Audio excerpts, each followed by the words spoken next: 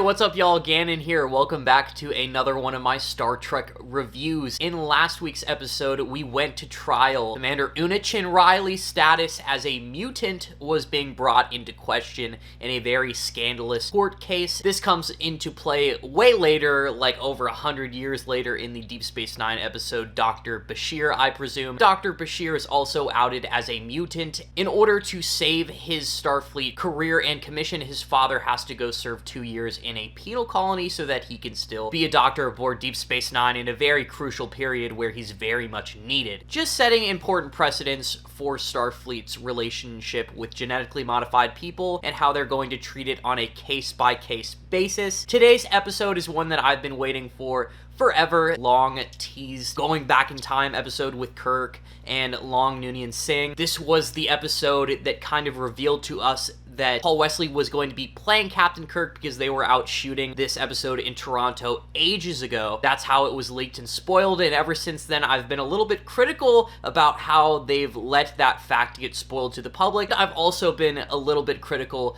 of Paul Wesley's performance as Captain Kirk. Today we get to see another version of him. Like I always say, these are not spoiler-free reviews, so if you have not seen the episode, please be sure to go watch it and join back in on the discussion. With all that being said, let's get right into it.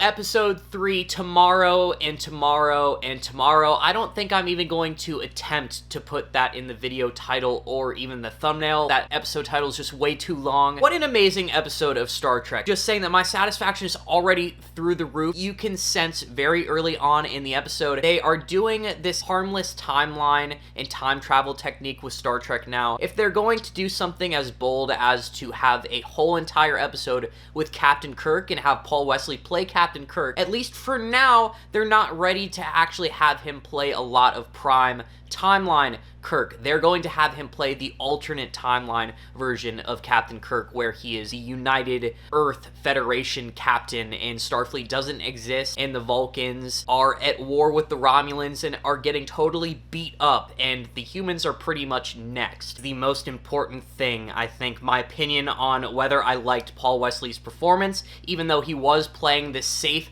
version of Captain Kirk in the alternate timeline, I feel like they're going to drop this episode, get a whole bunch of feedback, see what people really want to see, and then next season, or maybe even the season 4 or 5, we're going to see that full prime timeline version of Kirk, and it is going to be really great. End of today's episode, we really only got to see him for a small moment. I give him a silver star. I don't give him a gold star. It wasn't a perfect performance. I think it was a great performance, not a perfect one. Dude really had some inflections of Captain Kirk. The most noticeable one was just off rip when they were transported back in time with the device from the temporal agency. He was like, "My ship!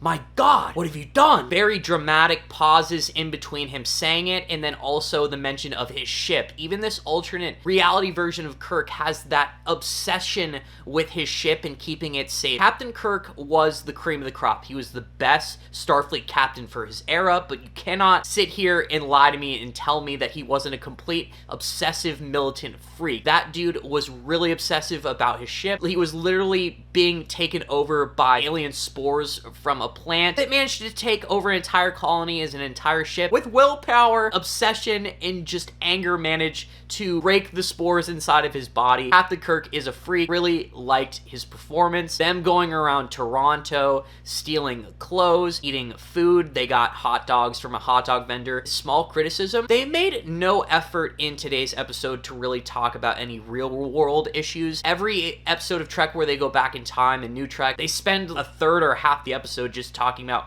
real world current issues. I can get how it's tiresome, and I do give them points for just sticking to the canon and kind of ignoring that. I feel like there was a missed opportunity. Captain Kirk, he is really smart, clever, and he used his three-dimensional chess playing abilities to defeat a whole bunch of chess players in the Toronto park and get some money. I really just wish they would have made a comment about how expensive things are. I don't know if this video was filmed during the rise of cost crisis that we have going going on right now, but I go to the grocery store and so many things that used to have value just don't have value anymore. There is no value in a single dollar bill here in the US, and it's just kind of frustrating to me. Wish they would have made a joke or two about that. Other than that, I really like how they kind of ignored the real world comparison and just kept with how are we affecting Star Trek canon. Really liked his performance. Also, they ate hot dogs in the episode, and I have to make note, those hot dogs either had to be fake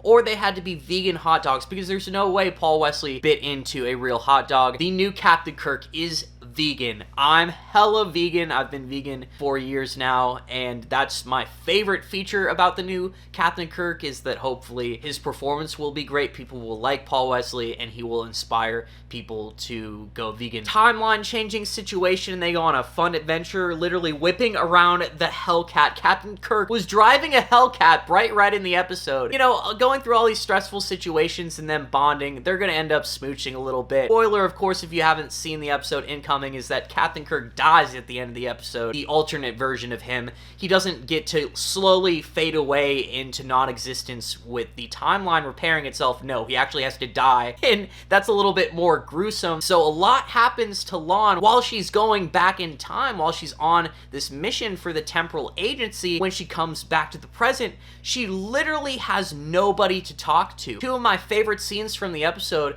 was when the temporal agent visited her. Her name was like Agent Malay, and the actress who played Agent whatever her face was did a great job, and it was just kind of the icing on the cake at the end of the episode how cold she was being to Laan, and was being like, you can't talk about this to anybody. And Laan was like, after all I've been through, I watched him die, I can't talk about it with anybody. Laan decides to give the prime timeline Kirk a call, and we get that 10-second performance of Paul Wesley as Kirk, and there definitely was a sentence or two that I did get those similar inflections that made me really impressed. The thing that made that scene so hard-hitting, they've never met before, and it seems like Laan is just calling him about some routine security stuff regarding Sam. Captain Kirk lightens up and goes above and beyond to invite her out for a drink sometime and tell stories. Laan hangs up the pad and just starts bawling. Wow, what a great ending to that hour-long episode. Sensational. I really enjoyed today's episode. One of the most important key notes that I loved as well is, you know, how I was talking at the beginning of the review about how they're kind of doing this harmless approach. They're going back in time, they're fixing things, they're also having alternate reality versions of people like Captain Kirk, so they're not revealing too much. I liked how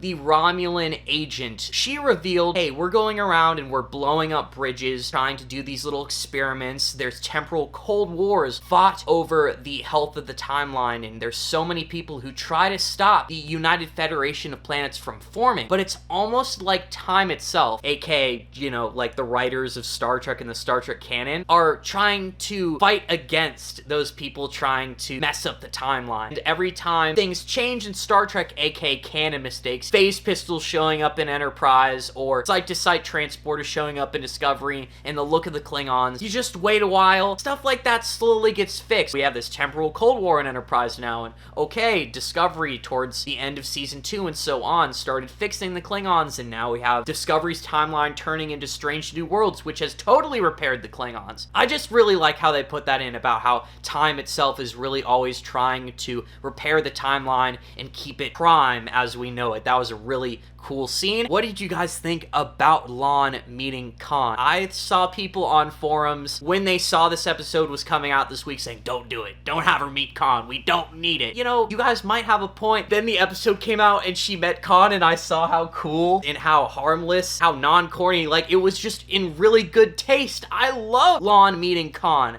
I really like Khan. He has a great episode in the TOS. Wrath of Khan is just the first good Star Trek movie. I believe it is one of the most overrated things in Star Trek. I actually don't think it's that good of a movie. I think that if you have a super genius like Khan, the ship battle between him and Kirk is a little bit underwhelming and could have been a lot cooler and well thought of. Pelia, the new ship's engineer, also shows up in today's episode. episode. It was really cool seeing her steal art from the Louvre and just kind of steal art and be a bandit and live in some hut. The door to her archaeology department had one of those school press doors on it that are very common in American public schools, and that just was a nostalgia hit for me, and I loved seeing her open that door. Not much I could say about her. I still really need to see her aboard the Enterprise doing her job to really warm up to her, and also I still haven't gotten an explanation for if her race is really just a whole bunch of white people or if they use some type of disguise. You could really tell this episode was filmed in Canada, by the way, because Paul Wesley's Captain Kirk was pulled over with no license, speeding, and he wasn't shot to death. The cops actually let him go with no license. Another thing, they weren't able to get a gun to defend themselves against the Romulans. They weren't able to get strapped. They were in New York or in America. They would have been able to get a gun, unregistered, very cheap, on Craigslist, very easily to defend themselves, or just from some random kid. Did you see Captain Kirk whipping it? That was fire. That is great content to see a version of Captain Kirk just whipping a red Hellcat around Toronto. That is great content. Like, can we all admit that that is great content? This episode was so enjoyable for me. It was an hour long of just a lot of great Star Trek content, a lot of good scenes. It was, dare I say, adorable. The little romance between Laan and alternate version Kirk. And I just liked all the Kirk content. I really liked it. I want more next season. Wonder if we're gonna get any more this season. And I'm really looking forward to the Lower Decks episode. Yeah, I feel like that's the next big thing we're waiting for. With all that being said, though, thank you so much for watching another one of my reviews. If you enjoyed today's review, I'd very much appreciate it if you slap that big red button. If you have anything that you'd like to share, please leave it down in the comments below. Comments are like my favorite thing about the platform, and the more people leave, the happier I am. Please leave a like on the video if you enjoyed it. And with all that being said, see you guys next week. I review next week's episode. Live long and prosper.